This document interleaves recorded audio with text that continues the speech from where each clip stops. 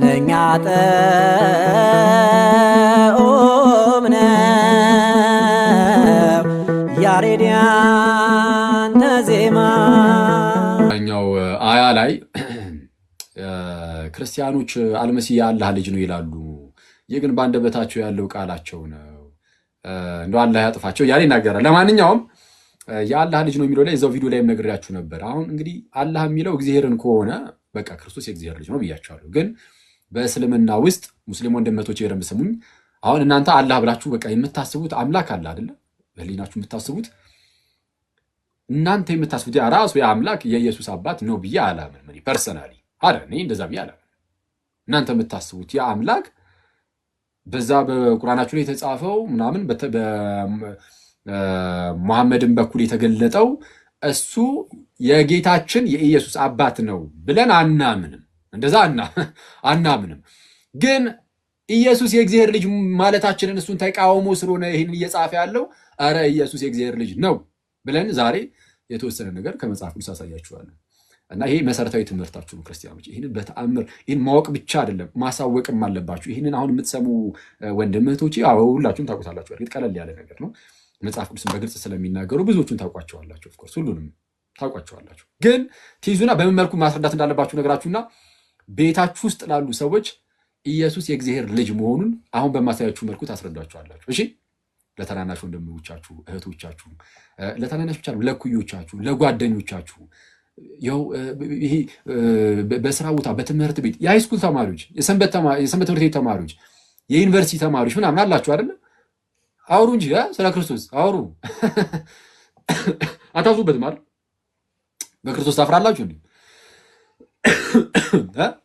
ታፍራላችሁ በክርስቶስ? በክርስቶስ አታፍሩም። በክርስቶስ የሚያፍር ቢኖር ጌታችን በክብር በመጣ ጊዜ በአባቱ ፊት ያፍርበታል። ስለዛ ማንም ክርስቲያን አያፍርም በክርስቶስ። ስለዛ ስለ ክርስቶስ አውሩ። ኢየሱስ የእግዚአብሔር ልጅ የሆነ ቀላል አድርጋችሁ ጀምሩ። ለምሳሌ እዚህ እንማማር የለ እሷን ዝም በደንብ አድርጋችሁ ትይዙና አሁን ሰጣችሁን ትንሽ አጭር ነገር የ10 ደቂቃ 15 ደቂቃ ነገር ሰጣችኋለሁ። 10 ደቂቃ 15 ደቂቃ በቃ አለቀ። እሷን እናንተ ቀልጠፍ አድርጋችሁ ትይዟትና እኔ ስለማንዛዛባችሁ እሷን ያዝ ታደርጉና ዝም ብለህ ለምሳሌ ቀስ አድርገህ ተናግሯለህ። እኔ የምልህ ኢየሱስ ግን ወልድ ነው ምናምን ሲባል አብ ወልድ መንፈስ ቅዱስ እንላለን። ወልድ ኢየሱስ ነው። ወልድ ማለት ልጅ ነው። ስለዚህ ልጅ ከተባለ የአብ ልጅ ነው፣ የእግዚአብሔር ልጅ ነው። የእግዚአብሔር ልጅ ነው ሲባል እንዴት እንደሆነ ግን እኮ እንደዚህ እየተማማርን ከዚህ አንጻር ነው እኮ ተብሎ ደስ ይላል ምናምን ብለህ ቀለል አድርገህ ነገር የሆነ ትምህርት አስመስለህ አትስጠው። አንዳንድ ሰው ትምህርት ምናምን ሲመስለው ያው በሚያሳዝን ሁኔታ አእምሯችንም እየፈዘዘብን ስለመጣ እንደዛ ትምህርት ሳታስመስል የሆነ ቀለል አድርገህ ፍሬንድሊ የሆነ ወሬ አድርገውና ምንም አይነት ነገሮችን እንደምታወራው ግን በክብር እንደዛ አድርገህ በቃ ኢየሱስ የእግዚአብሔር ልጅ መሆኑን ቀለል አድርገህ ንገረው ፕሊዝ። በጌታ ይህንን አድርጉ ሁላችሁም። እሺ፣ እንደው በእግዚአብሔር እኔም አደርጋለሁ። በዙሪያ እንደዚህ አይነት ሰዎች ሲያጋጥሙ ኢየሱስ የእግዚአብሔር ልጅ መሆኑን በደንብ የማይረዱ ሰዎች ሳገኝ አደርገዋለሁ። እግዚአብሔርን በቃ እኔ በእናንተ ፊት ቃል ገብቻለሁ። ስለዚህ እኔ እንደዛ አደርጋለሁ። በዙሪያ ያሉ ሰዎች ምናምን ካጋጠሙኝ አድርገዋለሁ። እናንተም ግን አድርጉት። ትምህርት ቤት የሃይስኩል ተማሪ ቆንጂት ካለሽ አንበሳው፣ አንተም የግቢ ተማሪዎችም እንዳልኳችሁ ሰንበት ትምህርት ቤት ላይም እናንተ እንኳን ታውቁታላችሁ ብዬ ተስፋ አደርጋለሁ። ሌሎቻችሁም በመስሪያ ቤት ደረጃም ያላችሁ መስሪያ ቤት ቢሮአችሁ ውስጥ ምናምን ምን ችግር አለው? ቀለል አድርጋችሁ የሰውን ሃይማኖት እንዳትነቅፉ፣ ሳትነቅፉ ምናምን ሳትሳደቡ፣ ቀልብ ውስጥ በሌላ ሃይማኖት አትቀልዱ። አያስፈልገንም። እንደዛ ሳናደርግ እምነታችንን ቀስ አድርገን እና በዛ ውስጥ አሁን ይሄ የምትናገሩት የእግዚአብሔር ቃል ስለሆነ ስለ ክርስቶስ ስለሆነ ሳይታሰብ እናንተ እኮ በቃ ዝም ብላችሁ እናንተ በቃ ማድረግ ያለባችሁን ብቻ አድርጉ። በዚህ ውስጥ ግን መንፈስ ቅዱስ ምናልባት የነዛ ሰዎች ልብ ውስጥ ይሰራል። ክርስቲያንም ከሆነ ስለ ኢየሱስ ማሰብ እንዲጀምር ሊያደርገው ይችላል። የመጀመሪያው ሂደት እሱ ነው። ለክርስትናችን ስለ ክርስቶስ ማሰብ እንድንጀምር ያደርጋል። ከዛም ስለ ክርስቶስ ባሰብን ቁጥር ወደ እሱ መቅረብ፣ እርሱ መውደድ፣ እርሱ ማፍቀር ነው በእኛ ውስጥ እየበዛ ሊሄድ ይችላል። ይህንን ማድረግ የሚችለው ራሱ ሰውየው አይደለም፣ መንፈስ ቅዱስ ነው። ግን ሰውየው ግን ማለት መንፈስ ቅዱስ በውስጡ የክርስቶስን ፍቅር እንዲያፈስበትና የክርስቶስን ፍቅር እንዲያበዛበት ግን ሰውየው ደግሞ ምን ማድረግ አለበት? ልቡን ክፍት ማድረግ አለበት። እና እንደዛ እንዲሆን አድርጉ። በእምነት ውስጥ የሌለ ሰውም በኤርሲያን ውስጥ የሌለ ሰውም ቢሆንም መንፈስ ቅዱስ ወደ ኤርሲያን እንዲመጣ ወደ ክርስቶስ አካል እንዲመጣ ወደ ጌታችን እንዲመጣ ሊያደርገው ስለሚችል ቀስ አድርጋችሁ እንደዛ አድርጉ። ስለዚህ ከራሳችሁ ተርፋችሁ የሌላውም መድረስ አለባችሁ ማለት ነው። እሺ ስለዚህ ይህንን እምነታችንን የተወሰነ ነገር ልበላችሁ። ስለዚህ እንዳልኳችሁ ነው። ይሄ መከባበሩ ምናምን አለ። ሙስሊሞችን የሚጠላል ከጠላን ከኛ በላይ እግዚአብሔርን ያላወቀው የለም። በቃ እግዚአብሔርን አናውቀውም ማለት ነው። ከጠላን ሙስሊሞችን የሚጠላ ካለ በቃ ገና ነው፣ እግዚአብሔርን አላወቀም። ስሜታዊ ክርስቲያን ነው ማለት ነው። ስሜታዊ ሆነን ልንናገር የምንችላቸው ነገሮች ይኖራሉ፣ ግን ስሜታዊ ሆነን ልንናገር የምንችላቸው ነገሮች ሊኖሩ ይችላሉ፣ ግን ስሜታዊያን መሆን ግን የለብንም። እሺ ስሜታዊያን ስሜቱ ሙሉ በሙሉ ተቆጣጥሮ ሙስሊሞችን እስክጠላ ድረስ በፍጹም መሆን የለበትም። ይህንን ካደረግ ጸብ ከእግዚአብሔር ጋር ነው የሚሆነው። ይወርላችሁ የሬት ወዳጆች፣ የሆነ ነገርን ለመውደድና ለመጥላት መጀመሪያ እግዚአብሔር ያንን ነገር ይወደዋል ይጠላላችሁ ጀምሩ። ከዛ ጀምሩ እግዚአብሔር የሚጠላውን ነገር ጠሉት። እግዚአብሔር የሚወደውን ነገር ብትጠላ ግን የእግዚአብሔር ቁጣ በአንተ ላይ ሊመጣብህ ይችላል። ስለዛ በተአምር እንዳናደርገው በጣም መጠንቀቅ አለብን።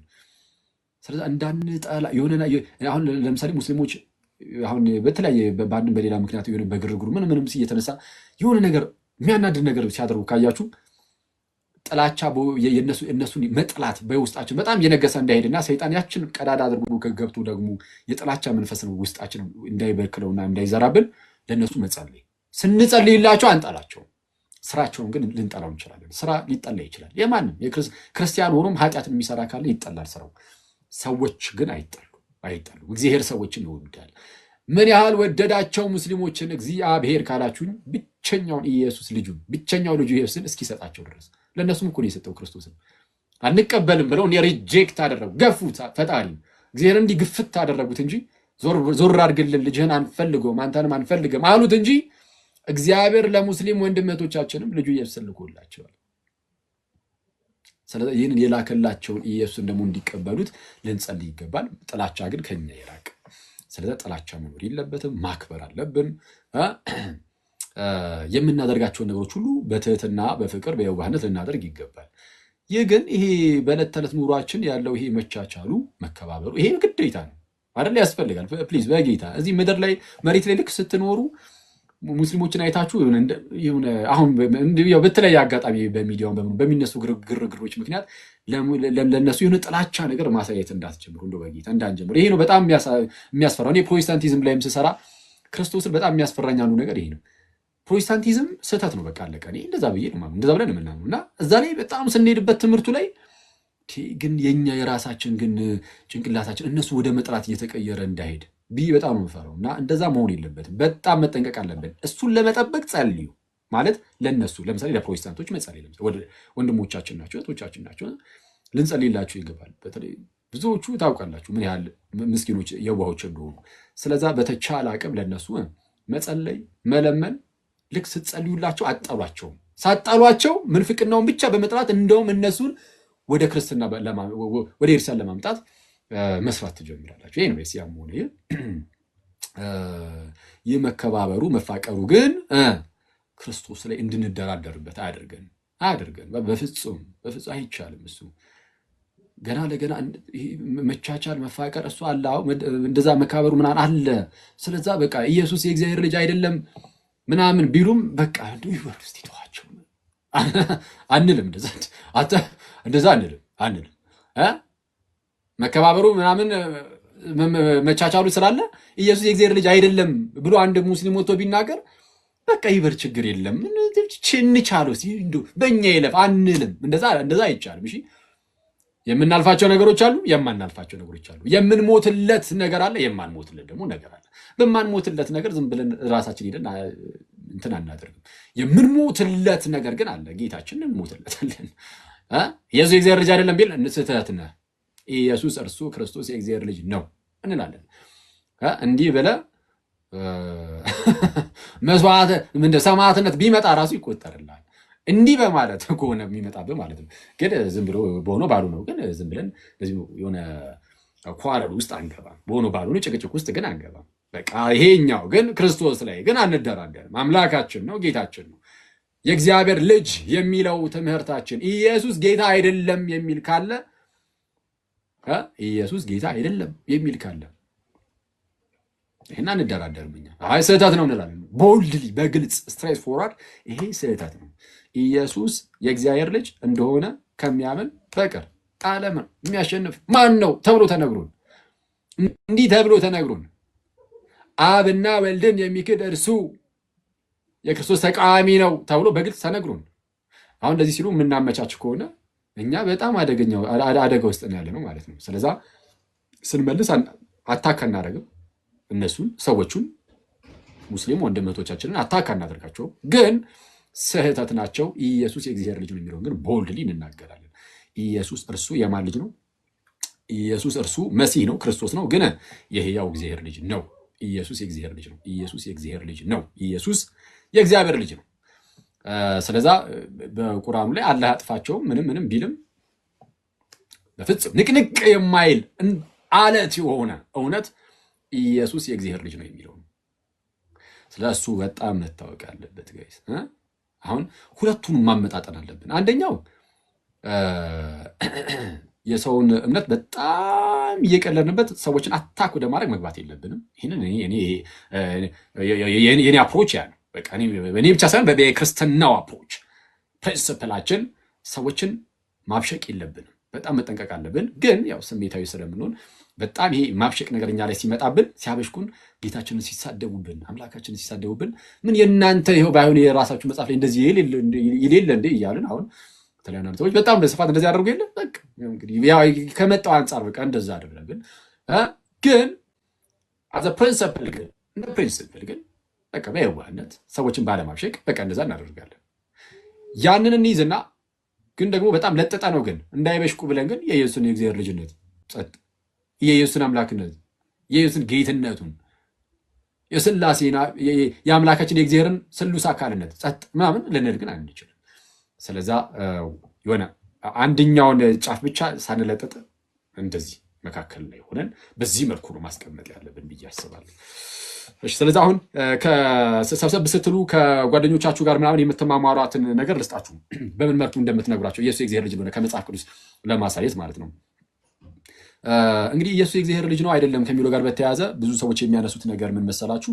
አይ ኢየሱስ የእግዚአብሔር ልጅ አይደለም የሚሉና በተለይ በእስልምና ውስጥ ያሉ ወንድሞቻችን ምናምን ግን መጽሐፍ ቅዱስ ላይ እኮ የእግዚአብሔር ልጅ እንደሆነ ይናገራል ስትሏቸው፣ በግልጽ ኢየሱስ የእግዚአብሔር ልጅ እንደሆነ መጽሐፍ ቅዱስ ይናገራል ስትሏቸው፣ አይ ኖ እሱ እኮ ሌሎችም ፍጥረታት የእግዚአብሔር ልጅ ተብሏል፣ ለሌሎችም ፍጥረታት አብ አባት ተብሏል። ስለዛ የኢየሱስ የእግዚአብሔር ልጅነት ከሌላው የተለየ አይደለም።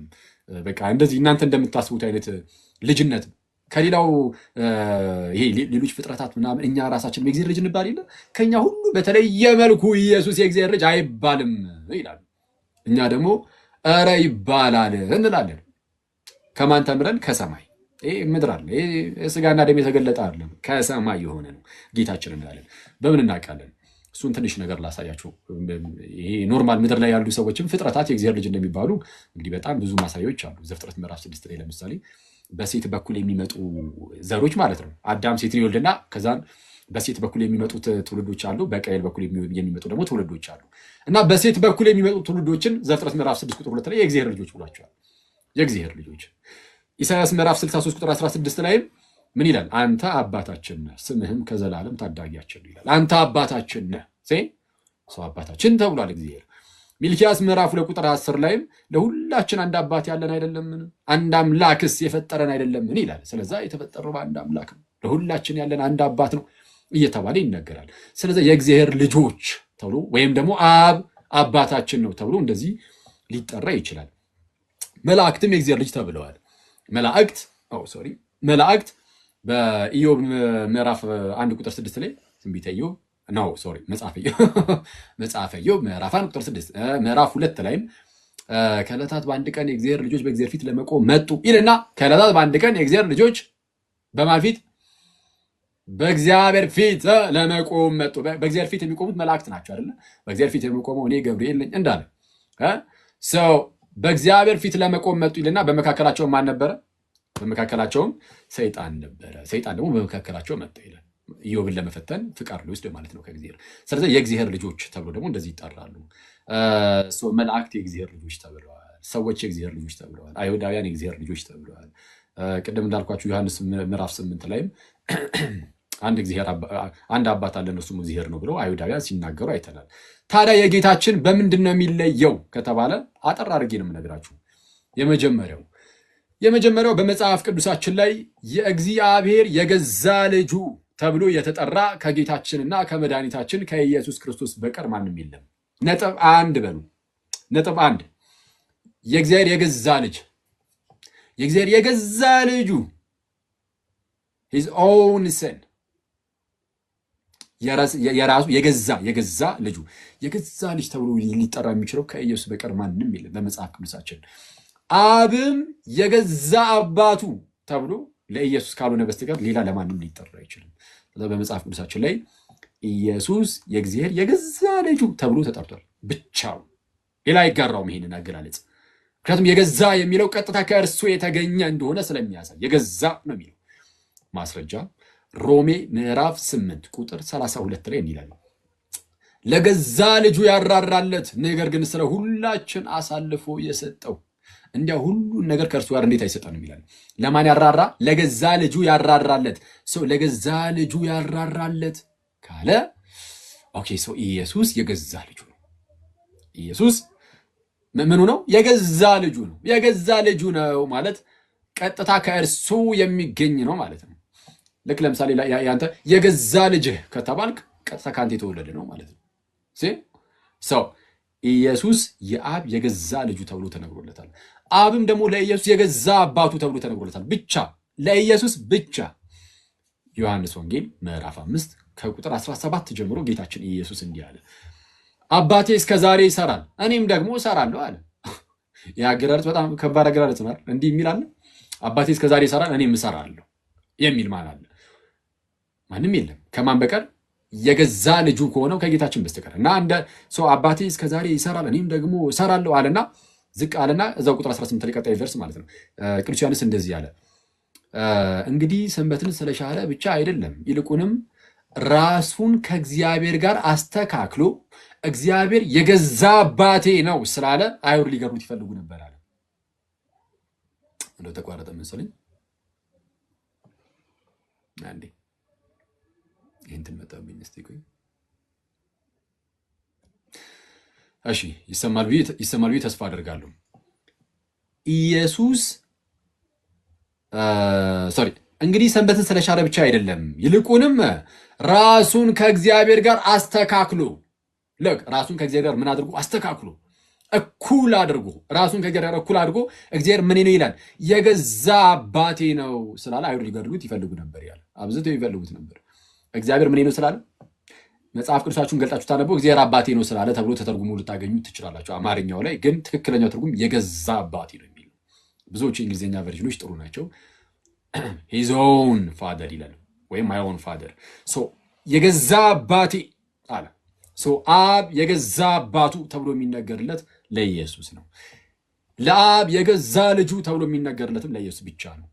ከኢየሱስ ውጭ ካለ አንድ ማስረጃ አምጡ ብሎ መጠየቅ ይቻላል። አንድ ማስረጃ የገዛ ልጁ ተብሎ ማንም የለም። የገዛ አባቱ ተብሎ አንድም የለም። በጌታችንና በወልድና በአብ መካከል ያለው አንዱ ግንኙነት ይሄ ነው። ስለዚህ የመጀመሪያው ነጥብ ይሄ ነው፣ የገዛ ልጅ የገዛ አባት ተብሎ የሚቀመጠው ይሄ አገላለጽ። ሁለተኛ ነጥብ ኢየሱስ ለአብ የገዛ ልጁ ከሆነ የአብ የገዛ ልጁ ደግሞ ስንት ነው? አሁን የገዛ ልጅ ብዙ የገዛ ልጆች አሉት ያሉትም አንድ ብቻ ነው የገዛ ልጅ አለው። ስለዛ ብቸኛ ልጁ ነው ኢየሱስ ለአብ። ከዚህ አንጻር ማለት ነው የገዛ ልጅ የሚለው ለየት ያለ ስለሆነ ምንድነው የገዛ ልጅ የሚለው ለየት ያለ አገላለጽ ስለሆነ ወይም ደግሞ ለየት ያለ ልጅነት ከራስ የተገኘ አይነት ልጅነት ስለሆነ እንዲህ አይነት በእንደዚህ አይነት ልጅነት ደግሞ አብ ስንት ልጅ አለው ከተባለ አንድ ብቻ። እኛው ልጆቹ ነን፣ ግን የገዛ ልጆቹ አይደለንም። የገዛ ልጅ አንድ ብቻ ነው ያለው፣ እርሱም ጌታችንና መድኃኒታችን ኢየሱስ ክርስቶስ ይባላል። ኢየሱስ ብቻ ነው የአብ ልጅ። ማስረጃ ዮሐንስ ወንጌል ምዕራፍ 1 ቁጥር 14 ላይ ቃልም ሥጋ ሆነ በእኛም አደረ ጸጋንና እውነትንም የተመላ ነው ይልና አንድ ልጅም ከአባቱ ዘንድ እንዳለ ያለውን ክብሩን አየን አለ። ስንት ልጅ? አንድ ልጅ። ከብዙዎች መካከል አንዱ ልጅ አይደለም፣ ብቸኛ ልጅ ማለት ነው። ሂዝ ኦንሊ ቢጋትን ሰን ማለት ነው። ኦንሊ ቢጋትን ሰን፣ ኦንሊ ቢጋትን ሰን፣ ብቸኛ ልጅም አንድያ ልጅም፣ ብቸኛ አንድያ ልጅ አንድ ልጅም አለ። ብቸኛ ልጅ አለው። እኛስ ልጆቹ አይደለንም? ለአብ ነን። ግን የክርስቶስ ልጅነት ይለያል። የገዛ ልጁ ነው። ኢየሱስ ለአብ የገዛ ልጁ፣ ከእርሱ የሚገኝ የሆነ ልጁ፣ በስጦታ የተሰጠው አይደለም፣ የገዛ የሆነ ልጁ እንደዛ በመሆኑ ምክንያት ብቸኛ ልጁ ነው። ተጨማሪ ማስረጃ ዮሐንስ ወንጌል ሰው ምዕራፍ 1 ቁጥር 18 ላይ ከቁጥር 17 ጀምሮ ሕግ በሙሴ ተሰጥቶ ነበረ፣ ጸጋና እውነት ግን በጌታ በኢየሱስ ሆነ ይልና መቼም ቢሆን እግዚአብሔርን ያየው አንድ እንኳ የለም፣ በአባቱ እቅፍ ያለ አንድ ልጁ እርሱ ግን ተረከው ይላል። በአባቱ እቅፍ ያለ አንድ ልጁ። አንድ ልጁ ማለት ከብዙዎች መካከል፣ አሁንም ደግሞ ያለው ከብዙዎች መካከል አንዱ ማለት አይደለም። ሂዝ ኦንሊ ቢጋትን ሰን ነው የሚለው፣ ብቸኛ ልጁ፣ አንድያ ልጁ እርሱ ተረከው። በአባቱ እቅፍ ያለን የተባለው ምንድን ነው? በአባቱ እቅፍ ያለ ማለት አገላለጹ ራሱ አያስገርምም? በእርሱ እቅፍ ያለ እና እቅፍን ከመተረክ ጋር አገናኝቶታል። እግዚአብሔርን ያየው አንድ ሰው እንኳን የለም ተባለ። ሙሴ እኮ ምን ያህል ጊዜ እግዚአብሔር እንዳነጋገሩ አስቡ። ምን ያህል ጊዜ ሙሴ እግዚአብሔርን አነጋገረው። እንደ ሙሴ ያለ ነቢይ አይነሳም በእስራኤላውያን ወይም በአይሁዳውያን ተባለ። ግን ስለ ኢየሱስ እሱ ራሱ እንግዲህ የሙሴ ራሱ ጭንቅላታችን ውስጥ ይዘነው፣ ግን ምን አለ? መቼም ቢሆን እግዚአብሔርን ያየው አንድ ሰው እንኳ የለም ከተባለ ሙሴ ራሱ ማለት ነው ጨምሮ። ጌታችን ግን በአባቱ እቅፍ ያለ ብቸኛ ልጅ ተባለና እርሱ ተረከው ተባለ። ማየት አይደለም ይተርከዋል። ጌታችን አብን ተረከው ተባለ። ለምን? የባህሪ ልጁ ነው፣ የገዛ ልጁ ነው። የገዛ ልጁ ነው። አንድ ቻል ዘንሰካሽ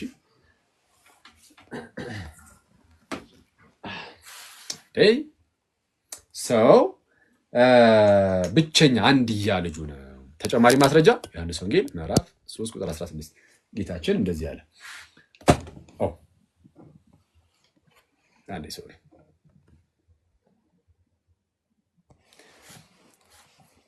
በእርሱ የሚያምን ሁሉ የዘላለም ሕይወት እንዲኖረው እንጂ እንዳይጠፋ እግዚአብሔር አንድያ ልጁን አሳልፎ እስኪሰጥ ድረስ ዓለምን እንዲሁ ወዶታል አለ። በእርሱ የሚያምን ሁሉ የዘላለም ሕይወት እንዲኖረው እንጂ እንዳይጠፋ እግዚአብሔር አንድያ ልጁን ማለትም ብቸኛ ልጁን እስኪሰጥ ድረስ ዓለምን እንዲሁ ወዶታል።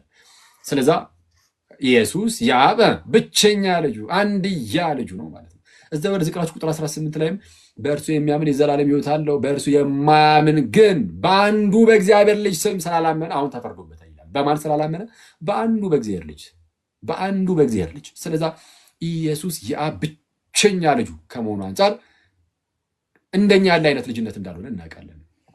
ሁለት ነጥብ እናሳያችሁ። የመጀመሪያው ነጥብ ምን ነበር? የገዛ ልጅ ኢየሱስ የገዛ ልጁ መሆኑን አሳይቻችኋለሁ። አብም ለኢየሱስ የገዛ አባቱ እንደሆነ አሳይቻችኋለሁ። የገዛ ልጁ ከመሆኑ አንጻር ብቻውን ነው ልጅ፣ ማንም ሰው አይጋራውም የሱን ልጅነት ብያችሁ ነበረ። ብቻውን ልጅ እንደሆነ ደግሞ አሁን አሳያችሁ። ሁለተኛው ነጥብ ደግሞ ብቸኛ ልጅ የሚለው ነው። የገዛ ልጅ፣ ብቸኛ ልጅ። ሶስተኛ ነጥብ ብቸኛ ልጅ በመሆኑ ምክንያት ከሌላው ጋር ሲነጻጸር ደግሞ የተወሰነ ላሳያችሁ። ከሌላው ጋር ምን ሲል ሲነጻጸር? ከሌሎች ከነቢያት፣ ከመላእክት፣ ከትልልቅ ቅዱሳን ሰዎች አነጻጽረን ደግሞ እኔ ስናነጻጽር ከዕብራውያን ከመላእክትን ጀምር። ከመላእክት ጋር እናነጻጽር የሱ ልጅነት። እንግዲህ መላእክት የእግዚአብሔር ልጆች ተብለዋል። እንዳሳያችሁ በኢዮብ ምዕራፍ 1 ቁጥር 6 ምዕራፍ 2 ላይም በዕለት ከዕለታት በአንድ ቀን የእግዚአብሔር ልጆች በእግዚአብሔር ፊት ለመቆም መጡ ይላል። የእግዚአብሔር ልጆች በእግዚአብሔር ፊት ለመቆም መጡ፣ ሰይጣንም ደግሞ በመካከላቸው መጣ ብሏል። ስለዛ የእግዚአብሔር ልጆች ተብለዋል መላእክት። ግን ከክርስቶስ ጋር ሲነጻጸሩ ዕብራውያን ምዕራፍ 1 ቁጥር 5 ይላል ከመላእክትስ አንተ ልጄ ነህ፣ እኔ ዛሬ ወልጄሃለሁ፣ ደግሞም እኔ አባቱ ሆናለሁ፣ እርሱም ልጅ ይሆነኛል ያለው ከቶ ለማን ነው? ልክ አንተ ልጄ ነህ፣ እኔም አባቱ ሆናለሁ። ኦኬ፣ ከመላእክትስ አንተ ልጄ ነህ፣ እኔ ዛሬ ወልጄሃለሁ፣ ደግሞም እኔ አባቱ ሆናለሁ፣ እርሱም ልጅ ይሆነኛል ከቶ ለማን ብሏል? ከመላእክት ለማንም አላለም ተባለ። ልጄ ምናምን ነው አላለም። ከመላእክት ለማንም አላለም ማለት ከማን በቀር? ከክርስቶስ ጋር የሚያነጻጽረው። እሺ፣ መላእክትን እዚህ ክፍል ላይ መላእክትን ከክርስቶስ ጋር እያነጻጸረው ነው። የእግዚአብሔር ልጅ ከሆነው ከጌታችን ኢየሱስ ለማን ብሏል? ከመላእክትስ አንተ ልጄ ነህ፣ እኔ ዛሬ ወለድኩ፣ እኔ አባቱ ሆናለሁ፣ እርሱም ልጅ ይሆነኛል ከቶ ለማን ብሏል? ለማንም እኮ አላለም። ይህንን እኮ ልጁ ኢየሱስ ብቻ ነው እኮ የያዘው አለ። ስለዛ ኢየሱስ ልጅ ሲባል አብረው መላእክት ከክርስቶስ ጋር ልጅ አይባሉም። ለመላእክት መች ተባለላቸው ተባለ። አየህ አስወጣቸው መላእክትን። ኢየሱስ ልጅ ሲባል መላእክት አብረው ቅዱስ ሚካኤል፣ ቅዱስ ገብርኤል አብረው ልጅ አይባሉ ከክርስቶስ ጋር። የክርስቶስ ልጅነቱ ይለያል። ስለዚህ ምን አለ ቀጠል አድርጎ ደግሞም በኩሩን ወደ ዓለም ሲያገባ በኩሩን ልጁን ወደ ዓለም ሲያገባ በስጋ ወደ ዓለም ገብቶ የለ ጌታችን ልጁ በስጋ ወደ ዓለም ገባ። እሺ ሲያገባ የእግዚአብሔር መላእክት ሁሉ ለእርሱ ይስገዱ ይላል። አረ በስመ አብ! ይሄ በጣም ፓወርፉል ነው። ልክ ከመላእክትስ አንተ ልጄ ነህ እኔ ዛሬ ወለድኩ እኔ አባቱ ሆኗል እርሱም ልጅ ለማን ብሎ ነበረ አላለም እኮ አለና ደግሞ በኩሩን ወደ ዓለም ሲያገባ እንደውም በኩሩን ወደ ዓለም ሲያገባ አለ ልጁን ወደ ዓለም ሲያገባ የእግዚአብሔር መላእክት ሁሉ ለእርሱ ይስገዱ ይላል። ለልጁ ንጽጽሩን ያያችሁት ነው። ኢየሱስ የእግዚአብሔር ልጅ ነው። መላእክት የእግዚአብሔር ባሪያ ናቸው። ከልጅነት አንጻር ሲነገር አብሮ ልጅ አይባሉም መላእክት። ስለዚህ አሁን ንጽጽሩን ይዩት። ኢየሱስ ነው የእግዚአብሔር ልጅ የሚባለው። እንደውም መላእክት ወደ ዓለም በኩሩ ሲገባ የሚሰግዱ ናቸው። ለማን? ለበኩሩ ለልጁ ለኢየሱስ አይደል ያለው። ደግሞም በኩሩን ወደ ዓለም ሲያገባ የእግዚአብሔር መላእክት ሁሉም ለእርሱ ይስገዱ ይላል። ማነው ለክርስቶስ የሚሰግደው አለ? ወይም ለበኩሩ ለልጁ ለእግዚአብሔር ልጅ የሚሰግደው ማነው አለ? የተወሰኑ መላእክት ሚካኤልና ገብርኤል፣ ቅዱስ ሚካኤልና ቅዱስ ገብርኤል ነው። መላእክቱ የእግዚአብሔር መላእክት የተባለ ሁሉ የእግዚአብሔር መላእክት ሁሉም ለእርሱ ይስገዱ። በስመ አብ! ጌታችን እንዴት ያለ ክብር ነው ያለው! አስባችሁታል? በእግዚአብሔር ስም የእግዚአብሔር መላእክትን አስቧቸው ጋይስ፣ ምን አይነት ክብር እንዳላቸው። መናፍስት ናቸው እና እነዛ መናፍስት የእግዚአብሔር መላእክት እነዛ ኃያላን እነዛ ሁሉም ይላል ባይዜ ይሰመርበት፣ ሁሉም ለኢየሱስ ይሰግዳሉ። በኢየሱስ ፊት የሚንበረከኩ ናቸው። ኧረ በስመ አብ! ክብር ሁሉ ለጌታችን በእውነት እና ከመላእክት አንተ ልጄ ነህ እኔ ዛሬ ወለድኩ እኔ አባቱ ሆኗለሁ እርሱም ልጅ ይሆነኛል ከቶ ለማን ብሏል? ለማንም። ደግሞ በኩሩን ወደ ዓለም ሲያገባ የእግዚአብሔር መላእክት ሁሉም ለእርሱ ይሰግዳሉ ይላል። ስለዚህ አሁን በንጽጽር ደረጃ መላእክት እንኳን አብሮት ልጅ አይባሉም ተባለ። የእርሱ ልጅነት ከፍ ያለ ነው፣ ለየት ያለ ነው። መላእክትን ሁሉ የሚያሰግድ ነው። መላእክት ሁሉ የሚያመልኩት ጌታ ነው ኢየሱስ ማለት ነው፣ የእግዚአብሔር ልጅ ማለት ነው። ሰው ንጽጽሩ ከመላእክት አንጻር ስታነጻጽሩት ይኸው ተመልከቱ። እሺ ሁለተኛ ከሙሴ አንጻር እናደርገው። ሙሴ እንዳንተ ያለ ነቢይ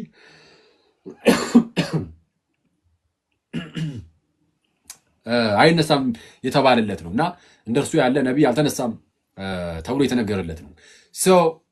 ሙሴ በአይሁዳውያን ዘንድ ትልቅ ቦታ አለው። ከእርሱ ጋር ስናነጻጽረው ዕብራውያን እዛው ምዕራፍ 3 ቁጥር 5 ላይ ያነጻጽሯል ጳውሎስ። አሁንም ሙሴስ በኋላ ስለሚነገረው ነገር ምስክር ሆኖ ሙሴስ በኋላ ስለሚነገረው ነገር ምስክር ሊሆን በቤቱ ሁሉ እንደ ሎሌ ወይም እንደ ባሪያ የታመነ ነበረ።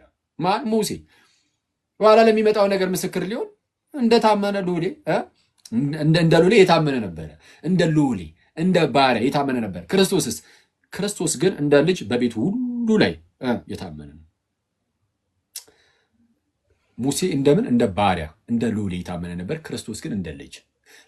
ልዩነታቸውን አያችሁ? የክርስቶስ ልጅነትን ክርስቶስ ልጅ ሲባል መላእክት አብረው ልጅ አይባሉም፣ ባሪያ ናቸው። ለክርስቶስ ጭራሽ የሚሰግዱ ናቸው። ክርስቶስ ልጅ ሲባል ሙሴ አብሮ ልጅ አይባልም።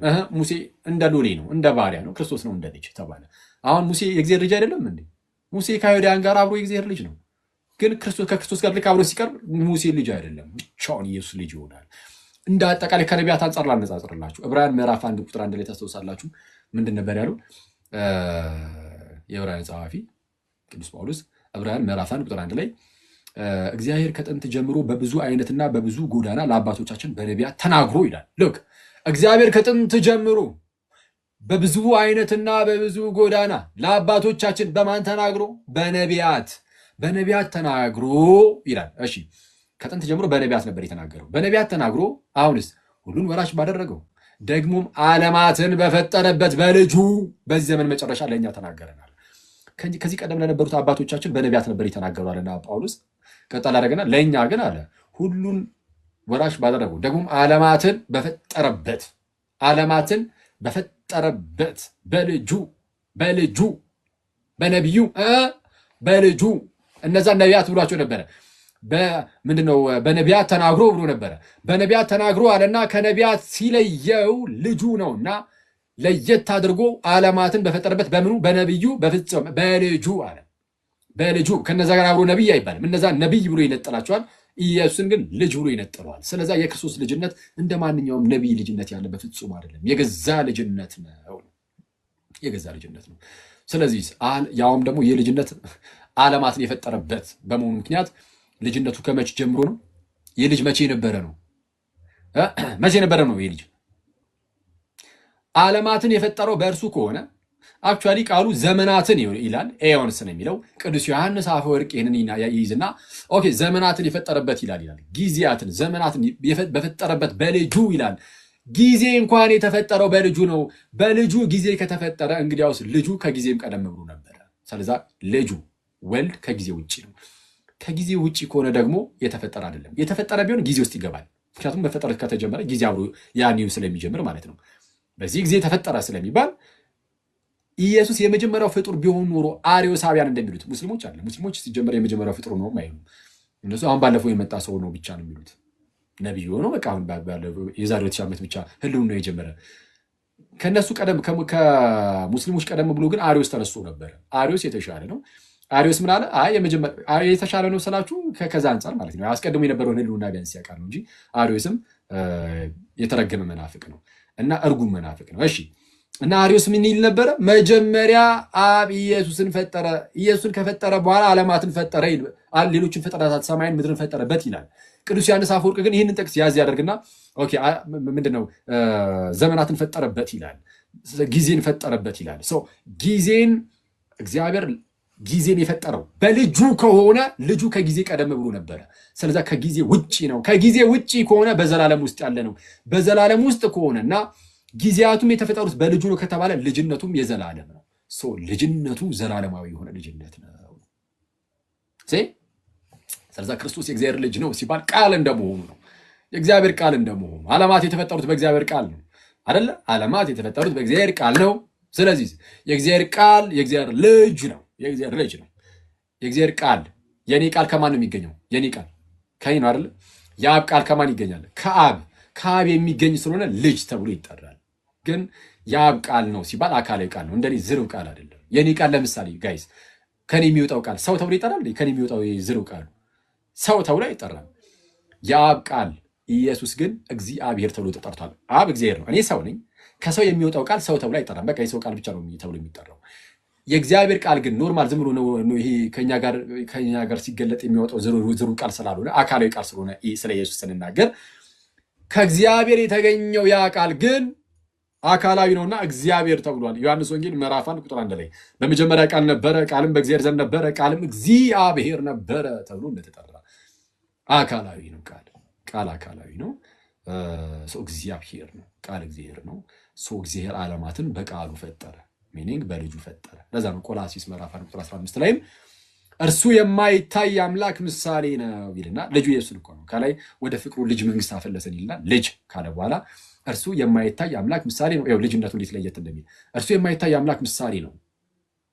ልጁ በመሆኑ ምክንያት ነው እንደዚህ ተባሉ። ባይዘቢ የባህሪ ልጁ ባይሆን ኖሮ ለማይታይ አምላክ ምሳሌ ተብሎ አይነገርም። እግዚአብሔርን የሚመስለው አለ የለም ይላል ነቢየ እግዚአብሔር ኢሳያስም።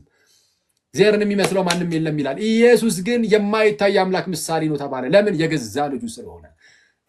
ሁሉን ወራሽ ባደረገው ደግሞ ዓለማትን በፈጠረበት በልጁ በዚህ ዘመን መጨረሻ ለኛ ተናገረን ብሎ ዕብራውያን ምዕራፍ 1 ቁጥር 2 ላይ ማለት ነው ቁጥር 3 ላይ እንዲህ ይላል፣ እርሱም የክብሩ ነጸብራቅና የባህሪው ምሳሌ ነው ይላል። ልጁን ማለት ነው። ልጁ የባህሪው ምሳሌ ነው። አረ የእግዚአብሔር የባህሪው ምሳሌ ነው። እግዚአብሔርን በባህሪው የሚመስለው አለ። ማን? ልጁ ብቻ። አንተ ትመስለዋለህ? በባህሪው አትመስለው። ማንም ሰው በባህሪ እግዚአብሔርን አይመስልም በባህሪው። ልጁ ግን የባህሪ ልጁ ነውና የገዛ ልጁ ነውና ራሱን አብን ይመስለዋል። የባህሪው ምሳሌ የክብሩ ነጸብራቅና የባህሪው ምሳሌ ሆኖ ሁሉን በስልጣኑ ቃል እየደገፈ ኃጢአታችንን በራሱ ካነጻ በኋላ በሰማያት በግርማው ቀኝ ተቀመጠ ይላል። ስለዚህ ቆላስይስ 1:15 ላይም እርሱ የማይታይ አምላክ ምሳሌ ነው ይልና የሚታየውም የማይታየውም በሰማይም ያለው በምድርም ያለው ልክ ያው እርሱ ይልና ጌታችን ነው። ልጁን የማይታይ አምላክ ምሳሌ የማይታይ አምላክ ምሳሌ የተባለው ልጁ ስለሆነ ነው ብያቸዋል። የገዛ ልጁ ስለሆነ ነው ብያቸዋል እንጂ እግዚአብሔርን በምንም አንመስለው። እንደዛ ካለ በኋላ በሰማይም ያለው አለ። ተመልከቱ፣ በምድርም ያለው እሺ፣ የሚታየውም ኦኬ፣ የማይታየውም አለቅነት ቢሆን ስልጣናት፣ ጌትነት ቢሆን ግዛት፣ ይህ ሁሉ በእርሱ ተፈጥሯልና ከፍጥረት ሁሉ በፊት እርሱ በኩር ይላል። በሰማይም ያለው በልጁ ማለት ነው አይደል? ልክ በሰማይም ያለው በምድርም ያለው የሚታየው የማይታየው አለቅነት፣ ስልጣናት፣ ግዛት፣ ጌትነት ሁሉ በእርሱ ተፈጥረዋልና ከፍጥረት ሁሉ በፊት ምንድን ነው? ከፍጥረት ሁሉ በፊት ፍጥረት ከሚባል ነገር ሁሉ በፊት በኩር ነው። በኩር ነው። ፍጥረት ከሚባለው ነገር ይነጠለውና ከዛ ፍጥረት ከሚባል ነገር ምናምን በፊት ምንድን ነው? ፍጡር ነው አይልም። በኩር ነው። ኦኬ፣ በኩር ልጅ ነው። ፕሮቶቶኮስ ልጅ ነው። ከፍጥረት ሁሉ በፊት በኩር ነው። ፍጡር ነው የሚለውን ቃል አልተጠቀሙም። ባይዚህ ላይ አንድ ሊቅ ይህንን ያነሳና ስለሌላው ሲናገር ፍጥረት እያለ ይናገራል። ልክ እሱ ጋር ሲመጣ ግን በኩር ነው ይላል።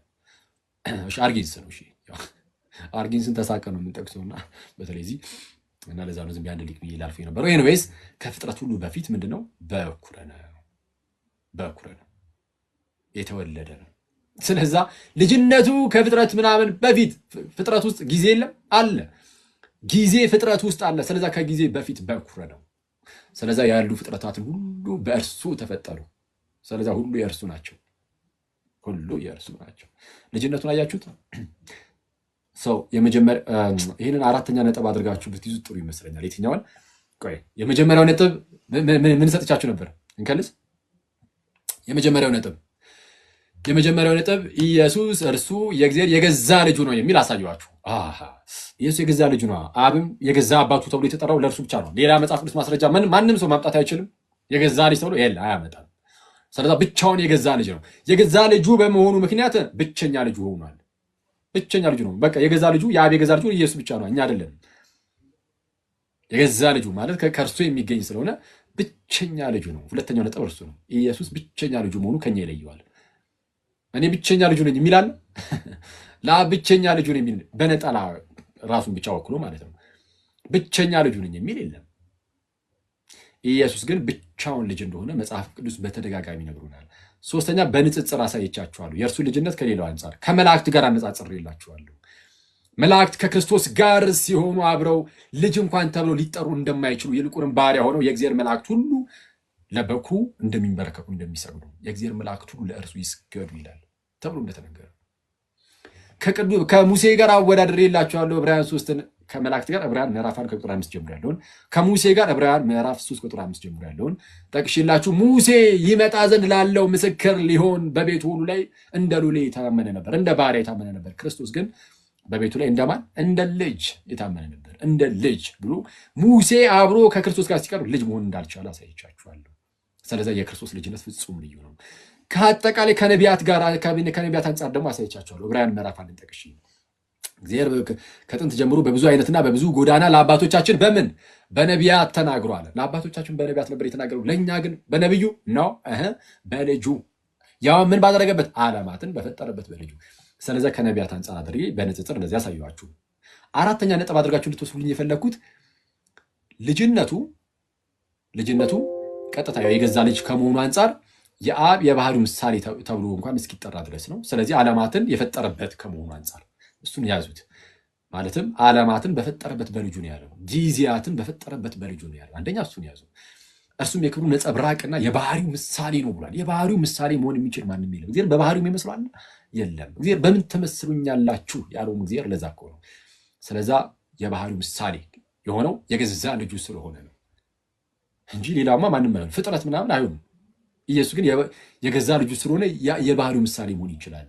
ቆላሲስ ይሄ ዕብራውያን 1:3 ላይ ነው። ቆላሲስ 1:15ንም ጠቅሼላችሁ ነበር። የማይታይ አምላክ ምሳሌ ይለውና የማይታይ አምላክ ምሳሌ ይለውና እሺ፣ ከዛስ በሰማይም ያለው በምድርም ያለው የሚታየውም የማይታየው አለቅነት፣ ስልጣናት፣ ግዛት፣ ጌትነት ሁሉ በእርሱ ተፈጥረዋልና ከፍጥረት ሁሉ በፊት እርሱ በኩር ነው ይላል።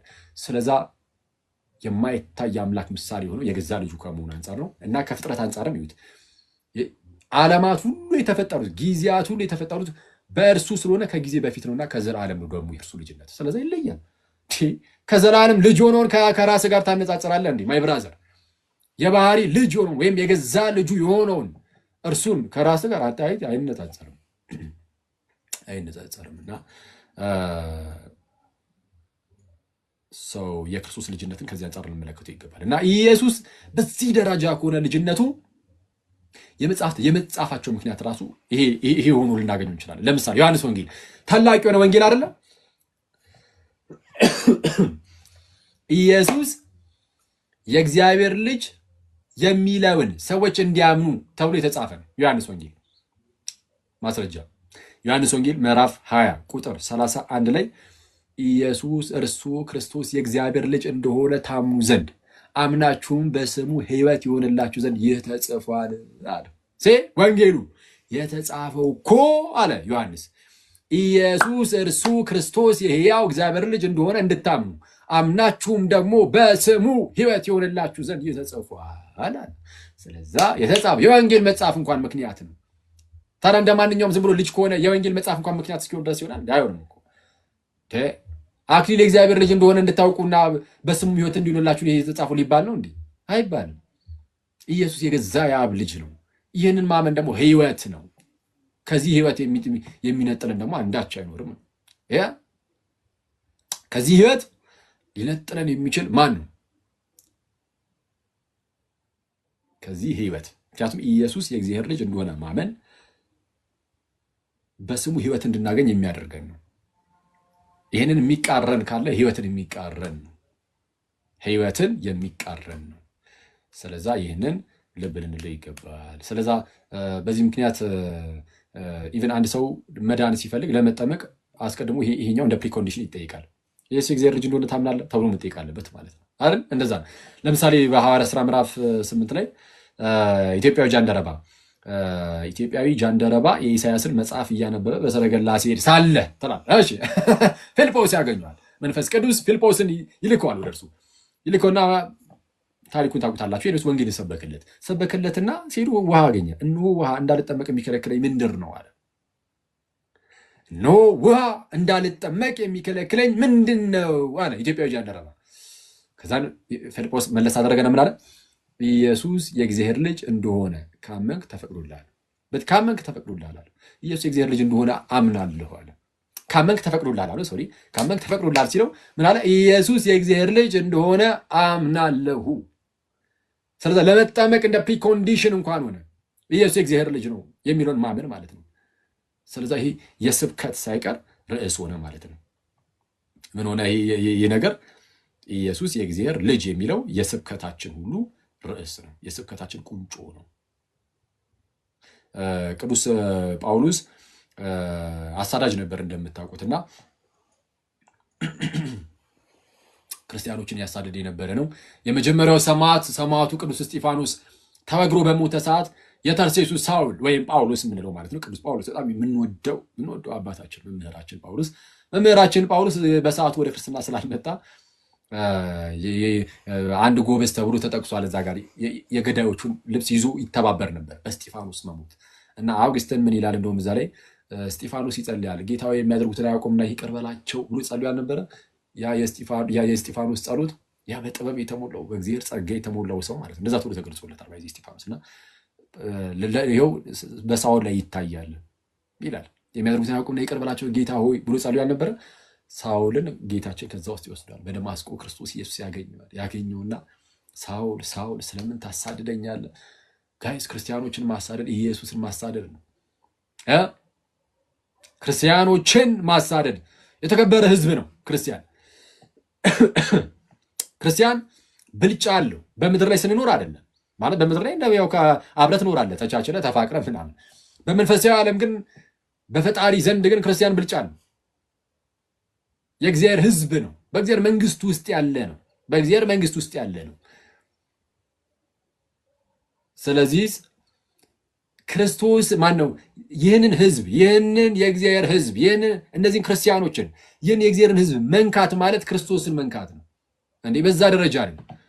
ይህንን ሕዝብ እኛ እንደው ለእግዚአብሔር ሕዝቦቹ እንሁንለት እንጂ በሕይወታችን አስቀያሚ ሆነን ክርስቶስን ማሳየት ከበደን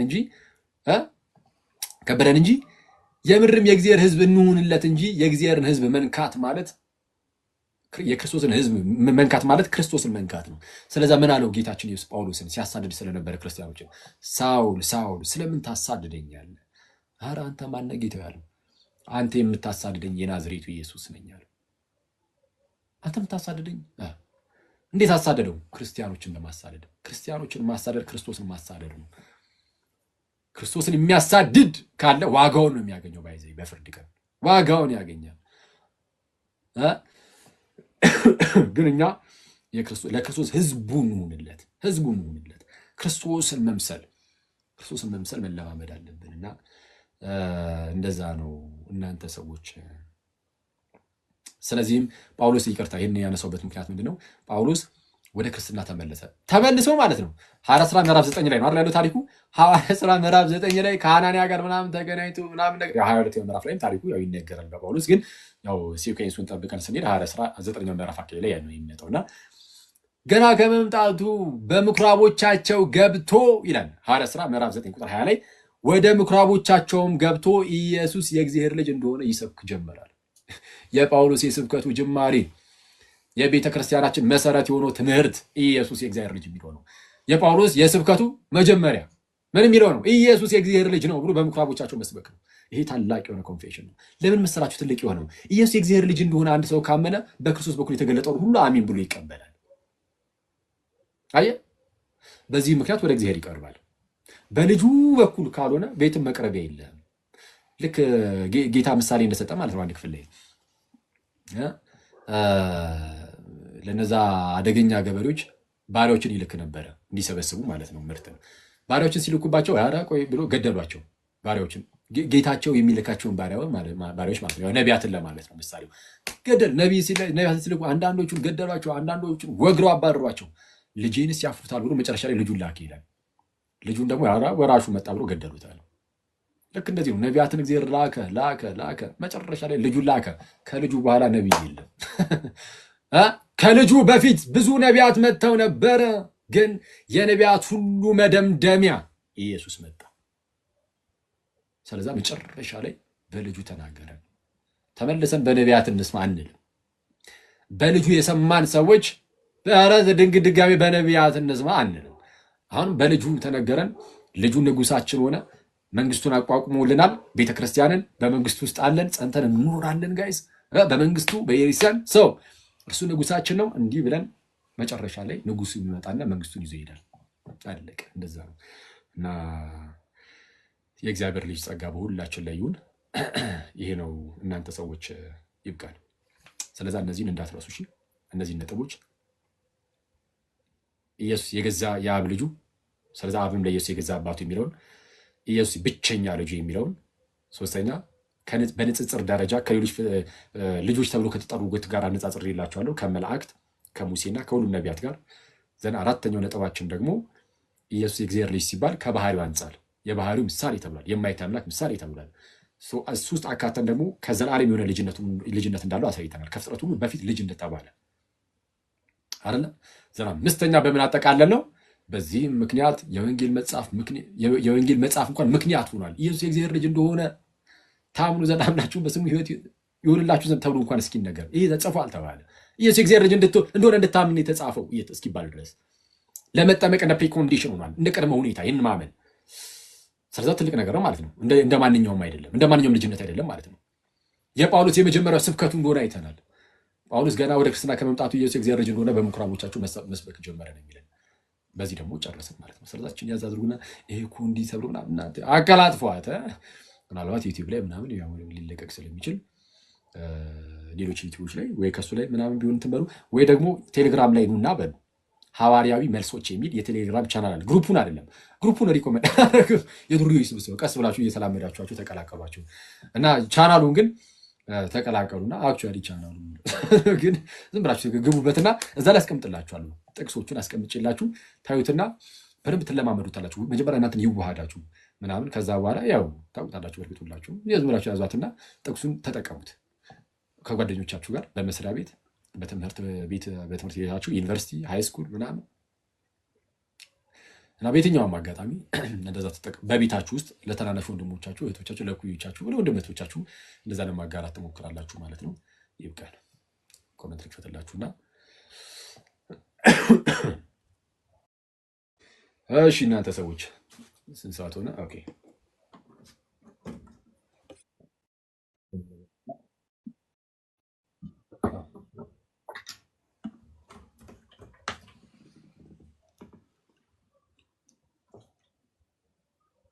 ውሃ እንጠጣለን አይሻልም እንዴ?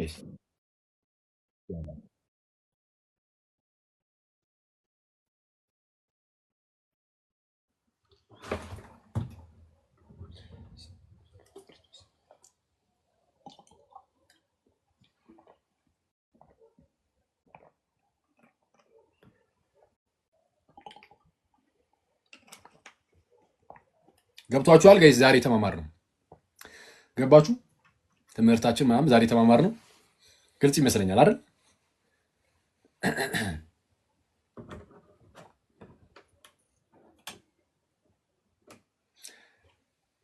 በጣም አሪፍ አሪፍ። ስለዚህ አሁን ይሄንን እምነት የሚቃወም ቢኖር ችግር የለም በቃ እንለዋለን። የሆነ ዝም ብለን እንደዚህ የምናልፈው ነው አይደለም። ይሄ እምነታችን አንደራደርበትም። ማንም ቢል አላህም ይበል ቁርአንም ይበል ማንም ይበል የፈለገው ግዛት ይበል አንሰማም። ይሄ ሰማያዊ መገለጣችን ነው፣ የዳንበት እውነት ነው ጋይስ። እና እንደዛ ነው።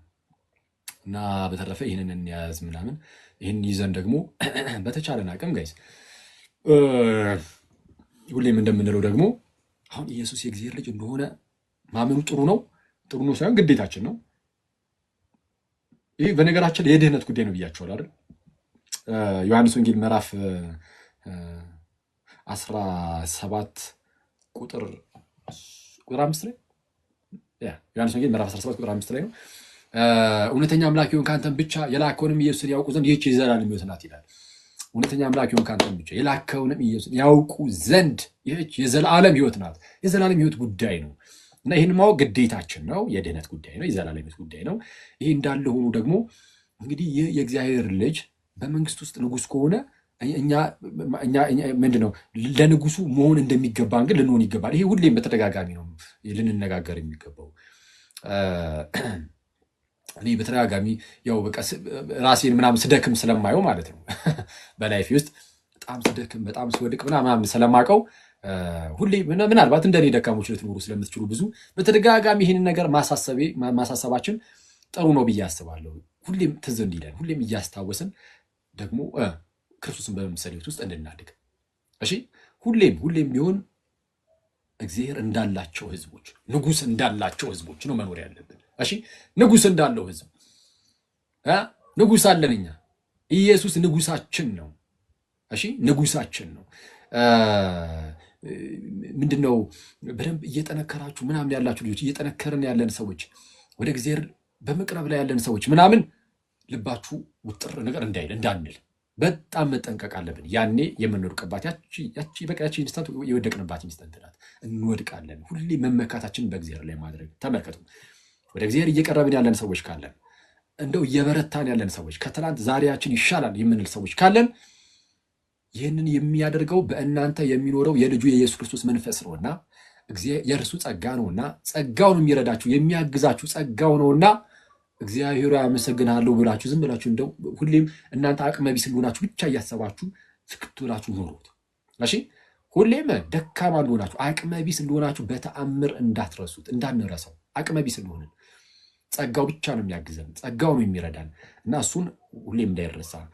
በኃጢአት ደግሞ በቃ አልችል ብለን ደግሞ እዛው ምን እንደፋደፍ ደግሞ የኔ ቤቶች ኃጢአትን የምታደርጉ ምናደርግ በቃ ይሆናል አቅም ያነሰን ሰዎች ካለን ደግሞ በቃ ኃጢአት እየሰራው ነው ክርስቶስን ምን ብዬ አስበዋለሁ? ኧረ ሼም ነው እንደው በቃ ምን የሆነ ወይ ንስሐ በገባ በቅዱስ ቁርባን በቁርብ ኖሮ እሺ እንደው ስለ ክርስቶስም አስባለሁ። አሁን እኔ በቃ ኃጢአተኛ ነኝ፣ በቃ አንድ ቀን እንደው እግዚአብሔር ያለልኝ ቀን ማሰብ ጀምራለሁ። በፍጹም እንዳትሉ እንደዛ። ኃጢአት ውስጥ ብንሆን ራሱ ክርስቶስን ግን ሁሌም ከልባችን እንዳናወጣው።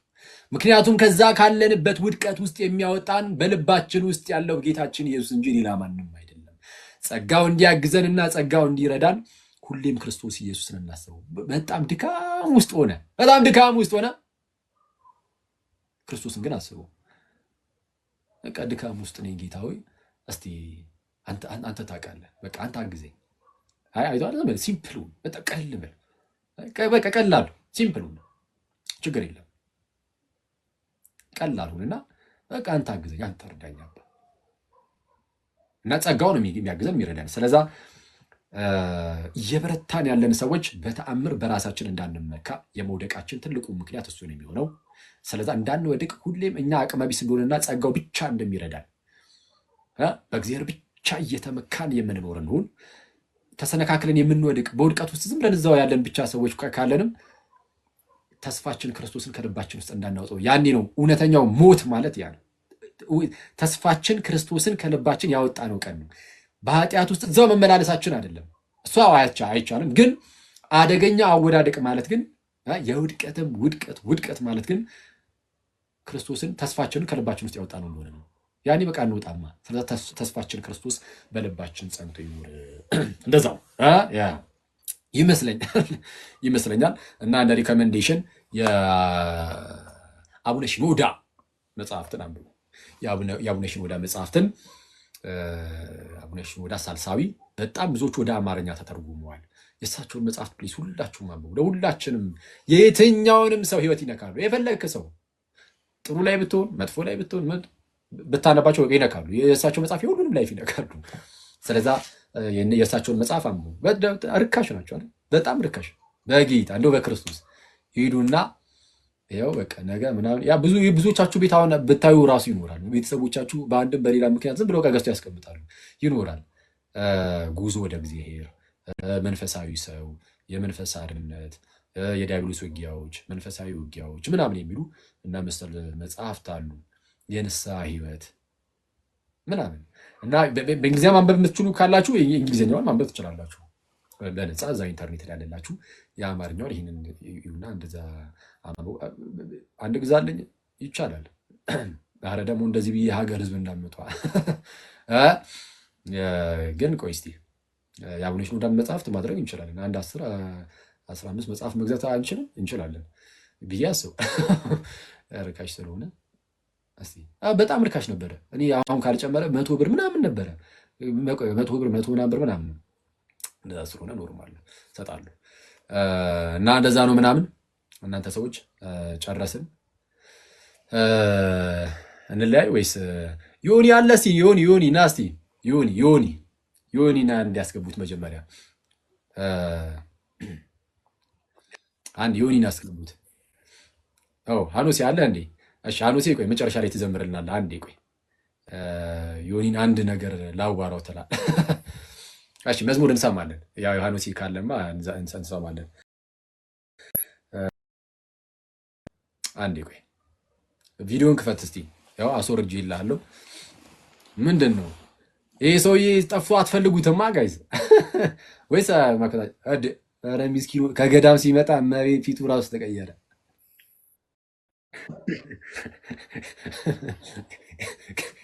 ከገዳም ስመጣ በቃ የሆነ የምር የሆነ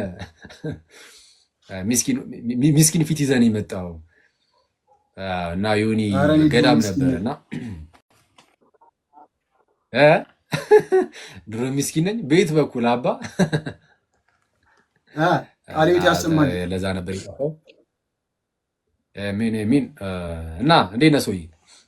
ሰላም ነው አለው ለዚህ ይመስል አለን። እኔ እኮ ይሄ ልጅ የጠፋ ወጣ እንዴ ምናምን ብዬ ነበረ። ለካ አለ። ማን ነው ፓፓ? አስተዋለ ራሱ አንዳንድ ባግባቡን የጸለይኩልህ ፏ ብለሃል። አንተ አማል እንደ አንተ ፂሜን ተቆርጬ ነው እንዴ?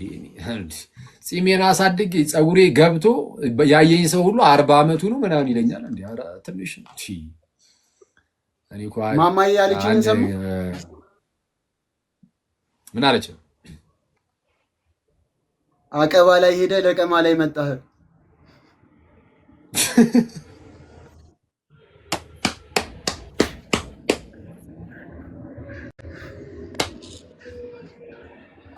ኧረ በእግዚአብሔር አቀባ ያኛው ትምህርት ማለት ነው። አቀባም ከርሰ ማርያም የሚለው ትምህርት አለ። ደግሞ በሱ ትምህርት ላይ እየቀለደ አይደለም። በዚህ ስግጥ ያሉ ኦርቶዶክሶች አሉ። አሁን ላይ የሆነ ነገር ስትናገር ብድግ ያደረጉና እንዲህ ማለታችሁ ነው የሚሉ ማለት ነው። እና የሆነ ሳለ የአቀባ ህንፃ ምናምን ክርክር አይደለም እና ክርክር አልነበረ። አቀባ ላይ ሄደ ስትመጣ ለቀማ ላይ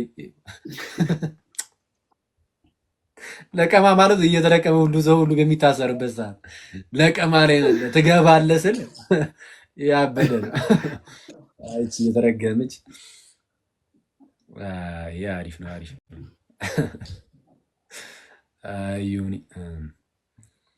ዮኒ ይረጋጋል ብለን ልከነው ገዳም። ኧረ በጌታ ስም ከመምጣቱ ምንም በቃ ብዙበት አልመጣም።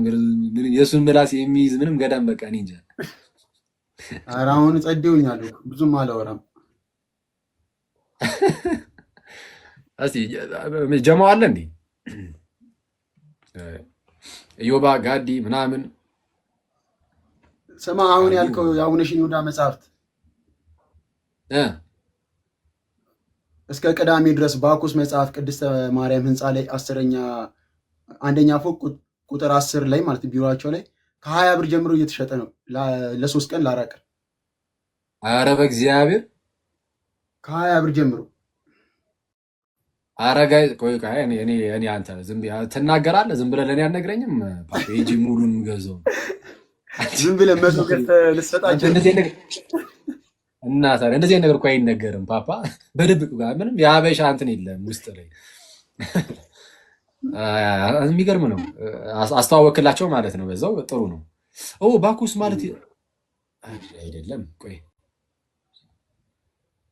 የት ነው? የቱ ጋር ያለው ነበረ? ቅድስተ ማርያም ህንፃ ላይ ቅድስተ ማርያም ህንፃ የሚባል አለ እንዴ? ቅድስተ ማርያም ህንፃ የሚባል አለ? አላውቅም። ለማንኛውም ቅድስት ማርያም ጋር የማህበረ ቅዱሳን ህንፃ ነው ያለው። ሌላ ህንፃ ራሱ ላስታውስ አልቻልኩም። ቲክቶክ ላይ ባኩስ መጽሐፍ ብሎ ሰርች ቢያደርጉ ይመጣል ማስታወቂያው። እንትን የሆነ ጊዜ ላይ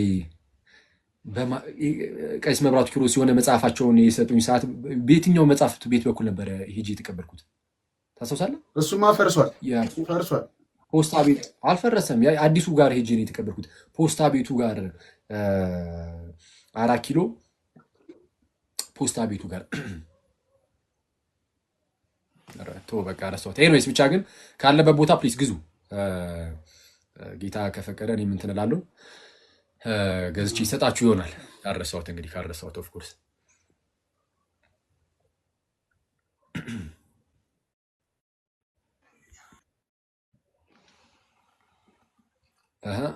እሺ ማንን አስገባችሁ? አንተሽ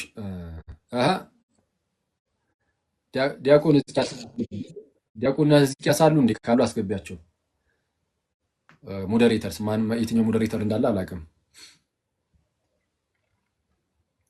ያሉ ወንድሞች ካሉ አስገቢያቸው እና መዝሙር ሰምተን እንውጣ።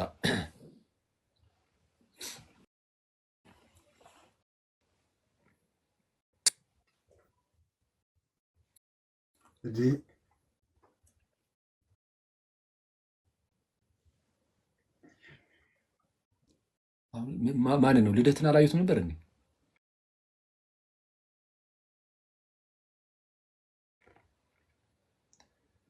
አሁን አንተ ሽዮባ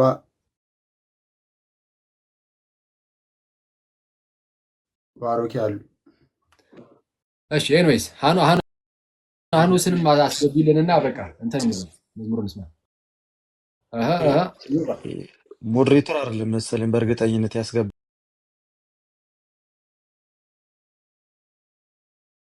እዚህ ቤት ሞዴሬተር አይደለም የሚያስገባኝ አንተ ተናገር እና ምንድን ነው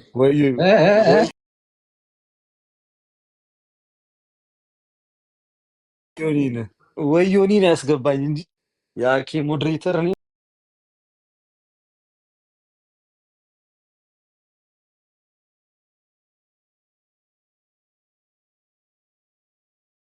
አያስገባኝም። ጸባለ እንዴ ወዳጅ ከጥቁሯ ኮፍያ በኋላ ምንድነው እሱ?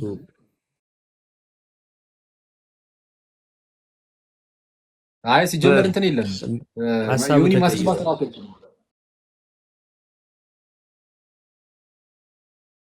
ሌላ ሰው ነው የሚሆነው። እንዴት ሞዴሬተሮች ናችሁ? ሰላም ብያለሁ ሁላችሁንም። አለን ይመስገን አምላክ። እንዴና ልደትሻ ከባድ ሰው ይላል። አዩባ ምንድን ነው ኮፍያ ምን እሺ፣ አንተ ሰውዬ ለምንድን ነው ባለባበስ ስነ ስርዓት ይሄ ቤት የሲስ ቤት አይደለም።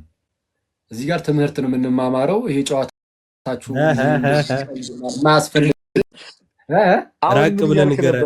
ትምህርት የሚሰጥበት ቤት ምን ሆነሃል ወዳጃችን? አብሮ አይደለም እኮ የክርስትና ትምህርት ከቀልድ ጋር ራቂው እየመጣብኝ ነው።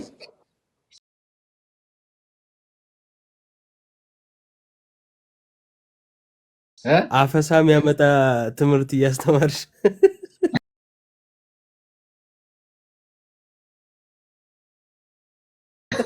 እያስለቀምክ ተጀመረ ደግሞ ተለቅመ እያስለቀምክ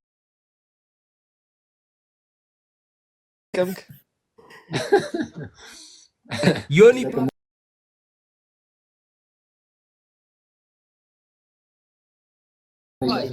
አልተገናኘንም እኮ ቺቺ ስደውላት ደግሞ አንተ 24 ሰዓት ስልክ አታውራ ብዬ ስንት ቀን ነው የመከርኩ እንዴ? ገዳም ሂድ ብዬ የመከርኩ እኮ እንደዚህ አይነት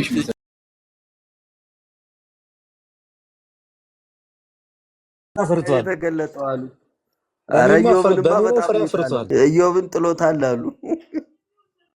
አይ አንተ የሄድክበት ገዳም ደርሶ ይምጣ እንጂ ጸልይለት ብቻማ ሊለወጥ አልቻለም።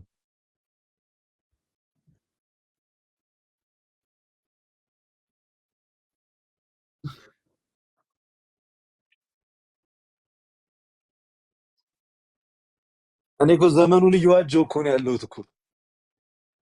ተግባራዊ ክርስትና ላሳይ ብል እናንተ ሌላ ቃቂር ታወጣላችሁ። እንዴት እናድርግ? ያርገዛ የብሉይ ኪዳን ዘመን ላይ ነው ስንል ነው እኛ እንደዛ ጥቁር ያደረግነው። ያርገዛ እንዴ ምን ገዛ ያር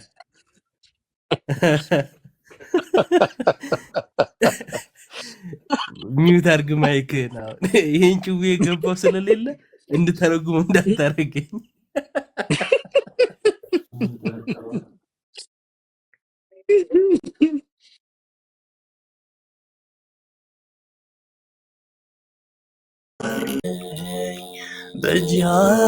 በጃላይ ሲጠማኝ አንተን ያጠጣ መልካም ሁሉ አምላኬ የሆንክ የዘላለም አምላክ የዘላለም ንጉሥ የደስታዬ ምንጭ ሰላም ለልቤ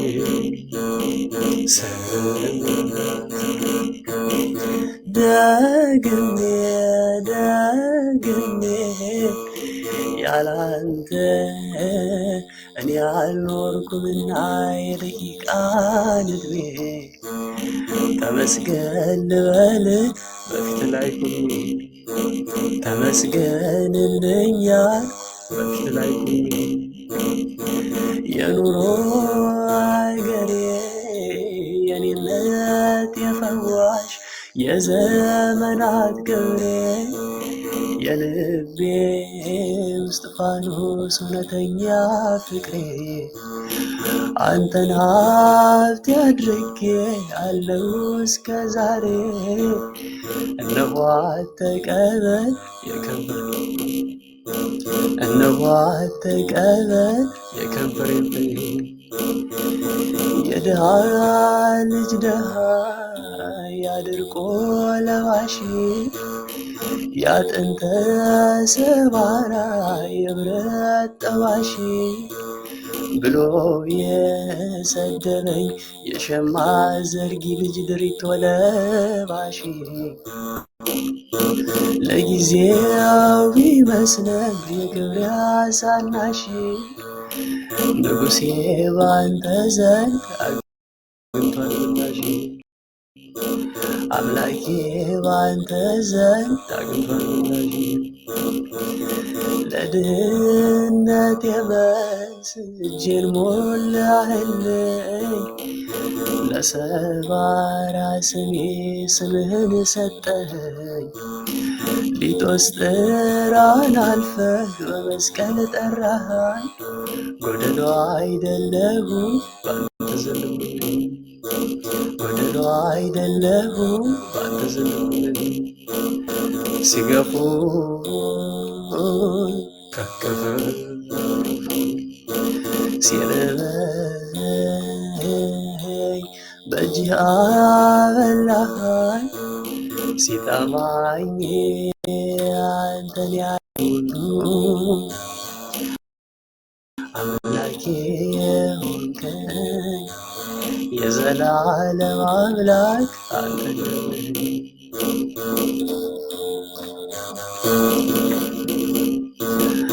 በገናን ቃኝቼ በውልብል ደረድር በሰምና በወርቅ በህብር ባመሰጥር በዘመኔ ሁሉ ስላንተ ብናገር መጨረስ አልችልም ከመጀመር በቀር መጨረስ አልችልም ከመጀመር በቀር በሰርክ ይሆን በቀር በድቅድቅ ጨለማ እንደ ወፈ ያሬድ ላዚምን ለሰማይ ዛፍ ላይ እንዳለችው እንደዚያች ወፍ ዜማ ላንተ የምሰጥ ምን አለ ሌላማ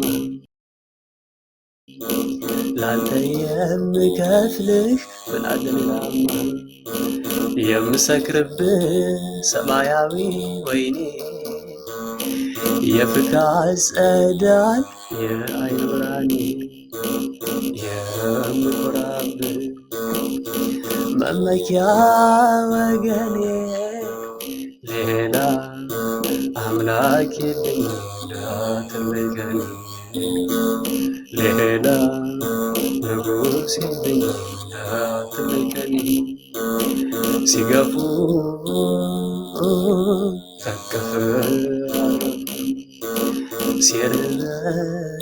ሲርበኝ በእጅህ አበላኸኝ ሲጠማኝ አንተን ያጠጣኸኝ ለመልካሙ አምላኬ የሆንከኝ የዘላለም ንጉሥ አንተን ያለህ የዘላለም አምላክ አንተን ያለህ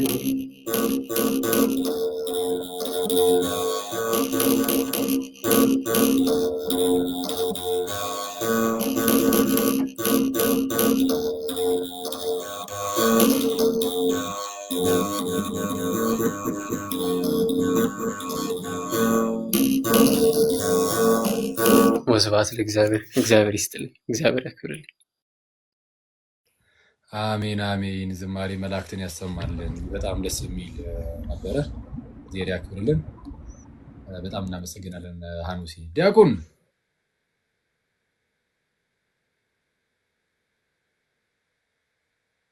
ዲያቆን ሁለት አለ። እስኪ ዲያቆን እስኪያስ ማለት ነው። እንዴት አላችሁ? ኦኬ ሰላም ነው። እቺ ድመት እኮ ሰላም ነው፣ ሰላም ነው። ታሱራን አልችል ኧረ እቺ ድመት ዝም አስብሏት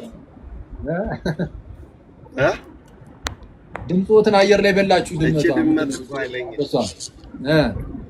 በጣም አስቸጋሪ ድመት፣ በጣም አስቸጋሪ ድመት።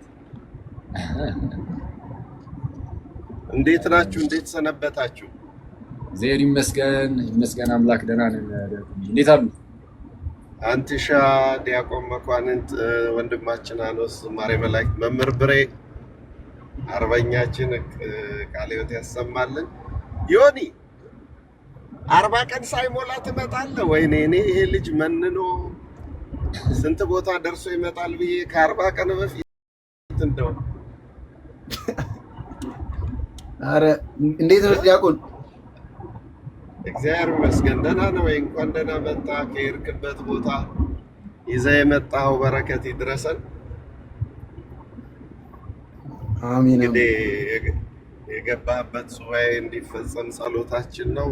በጣም እግዚአብሔር ይስጥልን። አኬ በጣም ቃለ ሕይወት ያሰማልን። በጣም በእውነት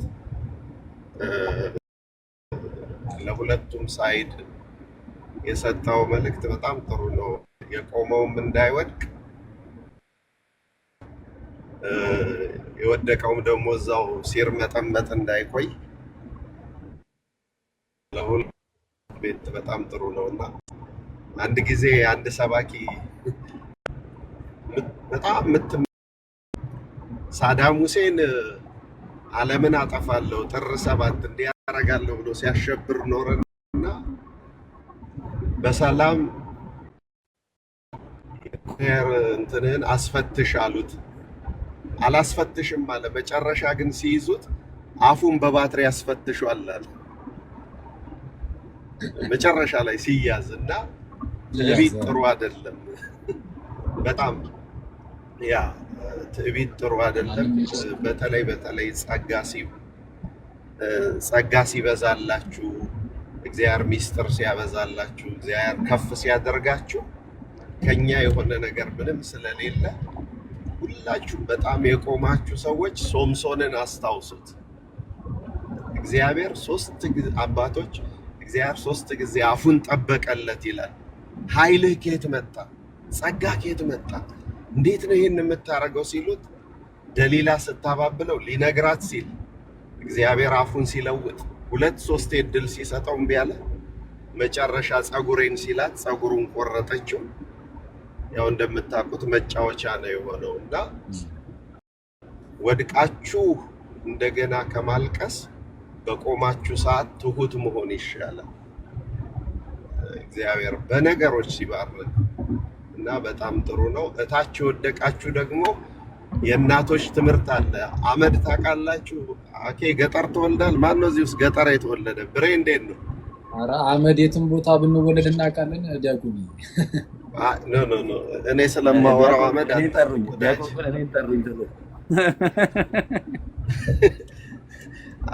አገር ቤት ክብሪት ውድ ነው። ገጠር ስትወለድ እቺ ክብሪት የምትሸጠዋ። ስለዚህ እናቶቻችን ምን ያደርጋሉ? ማታ የሰሩበትን እሳት አመድ ያለብሱትና ያሳድሩታል። ጠዋት ክብሪት አይጭሩም። አመዷን ገለጥ አድርገው በእሳቱ እንደገና ይጠቀማሉ። እሳቱ አይጠፋም። የተዳፈነ እሳት ይባላል። የክርስቶስ ፍቅር የተዳፈነ እሳት ነው። የትም ኃጢአት ውስጥ ብትወድቁ በንስሐ ገለጥ ስታረጉት እንደውም ኃጢአተኞችን ይወዳል። የተከሰሰውም ስለ ኃጢአተኞች ነው። ስለዚህ ታችም የወደቃችሁ እንደ ኢትዮጵያ ብሔራዊ ቡድን እግር ኳስ ምክንያት አታብዙ። የድሮ የኢትዮጵያ ብሔራዊ ቡድን ግብፅ ሄዶ 6-0 ይሸነፉና ዳኛው ነው፣ ጫማው ነው፣ ሜዳው ነው ይላል። ማድረግ የምትችሉት እንደ ጠፋው ልጅ ወደ አባታችሁ ቤት ልቦናችሁን መልሱ። የፈለገ ነገር የፈለገ ቢሆን ወደ አባታችሁ ቤት ልቦናችሁን መልሱ። በእውነቴን ነው የምነግራችሁ። ምክንያት ለኃጢአት አትደርድሩ። እና መጽሐፍ ቅዱስ ውስጥ በጣም የሚያምር ንስሐ የገባች ሴት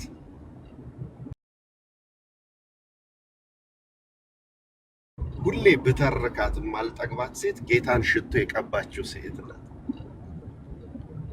እሷን ሴት አኬ አንድ ቀን እንደው ሰፋ አድርገህ ብትሰብካት በጣም ነው ደስ የሚለኝ። ልብ በሉ፣ እቺ ሴት ጌታ የነበረው ስምዖን ቤት ነው። ስምዖን ደግሞ ለምጻም ነው እና የራሱ ኃጢአት እያለው የ20 ብር ድግስ ደግሶ ጌታን ቆሞ ያማል። ጥግ ላይ ሆኖ ወይ ውሃ አያቀርብ፣ ወይ ዘይት አያቀርብ፣ ወይ ምን አያደርግ። ኃጢአተኞች ሲመጡ እሱ ቆሞ ጌታን ያማል። እና አንዳንድ ሰው ከኢየሩሳሌም ጸበል አምጥቶ አይጠቀምበትም፣ ለሰው ነው የሚሰጠው ወይ ደጅ ያስቀምጥ። ልክ እንደዛ ሁሉ እቺ ሴት ወደ ጌታ ብሉይ ኪዳንን አንብባ ሄደች። በብሉይ ኪዳን ከመልካም ሽቱ መልካም ስም ይባላል። ከመልካም ሽቱ መልካም ስም። እሷ ደግሞ ምርጥ ሽቱ አላት። ምርጥ ሽቱ ውድ የሆነ መጽሐፉ ራሱ የነገረለት ውድ ሽቱ አላት። ስም ግን የላትም። ጌታ ደግሞ ምርጥ ስም አለው፣ ሽቱ ግን የለውም። ምን አደረገች? ለዝሙት ያነሳችው እግሯን ሰገደችበት። በማ ፊት? በጌታ ፊት። ሰው ጠቅሶ ያሳሳቱ አይኖቿን አነባችበት። ዞማ ፀጉሯን ፎጣ አረገችው። ስንቱን ጎረምሳ አቅፎ አማሎ ዝሙት ላይ የጣለ እጆቿን የጌታ እግር አጠበችበትን ሽቱ ብልቃጡን ሰብራ አፈሰሰችው። ስስት የለማ ጌታ ጋር ቀርቦ የዛን ጊዜ ወንጌል በተሰበከበት ስምሽ ይሰበካል አላት። ስጀምር ሰምታችኋል። ዘማዊ ብዬ ነው የጀመርኩት። ሲጨርስላት ጌታ ምን አለ? ሽቱን ወሰደና ወንጌል በተሰበከበት ስምሽ ይሰበካል። ምን ተብሎ? ጌታን ሽቱ የቀባችው ተብሎ፣ ለሞቱ ያዘጋጀችው ተብሎ እና በጣም የምታምር ንስሐን የገባችሁና ሁላችሁ በቃ ጌታን የሆነ ቦታ ስታገኙ በቃኝ ጌታ ሆይ ብላችሁ የያዛችሁትን ጥላችሁ ውጡ ለማለት ነው። አኬ ቃለ ሕይወት ያሰማልኝ። ሁላችሁም የሰማችሁትን እግዚአብሔር ይባርካችሁ፣ የቆማችሁትን ይጠብቅልን፣ የወደቃችሁትን ያንሳልን። ማስታወቂያ ልናገር። አኬ ዮሐዴ የሰራው አንድ ቪዲዮ አለ፣ በጣም ስለምንፈልገው ሪፖስት አስደርግልኝ እባክህ እባክህ እባክህ።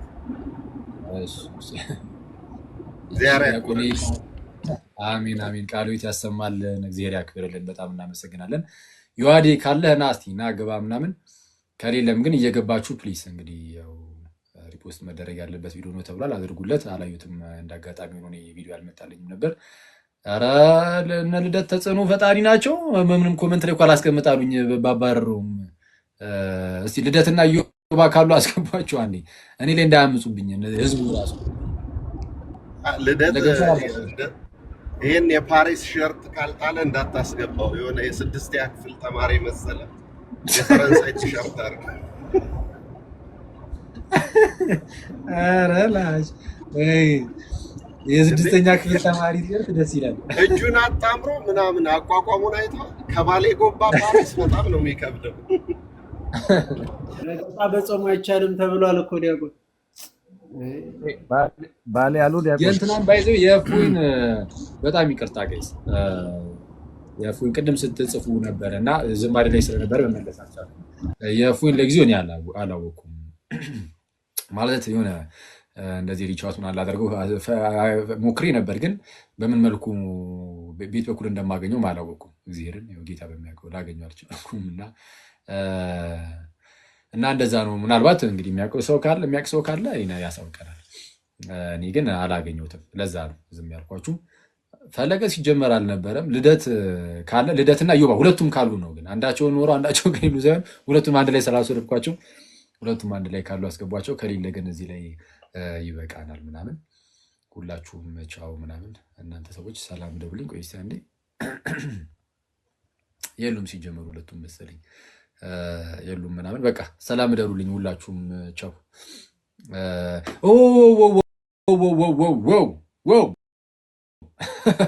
ሳልነግራችሁ በእግዚአብሔር እዛ ቪዲዮ ላይ ማሳወቅ ነበረብኝ። መሰረታዊ ክርስትና ትምህርት እንጀምራለን ጌታ ቢፈቅድ ነገ፣ ካልሆነ ነገ አይሆንም ነገ አይሆንም ከነገ ወዲያ ቅዳሜ። ስለዛ እሑድ ነው የሚሆነው። በቃ ወይ እሑድ ይሆናል ወይ ቅዳሜ፣ ከሁለት አንዱ። መሰረታዊ ክርስትና ትምህርት በአጭር ቀን ውስጥ ትንሽ ነገር ሰጣችሁና 3 ቀን 4 ቀን ያህል 4 ቀን ብቻ የምትሆን መሰረታዊ ክርስትና ትምህርት እንሰጣችሁና እሷን ይዘን እሱን ከያዘን በኋላ እሱን አንድ የመሰረታዊ ክርስትና ትምህርታችንን በ4 ቀናት ሰጣችሁና ከዛ በኋላ ምንድን ነው የመጽሐፍ ቅዱስ ጥናት እንጀምራለን። ባይብል ስተዲ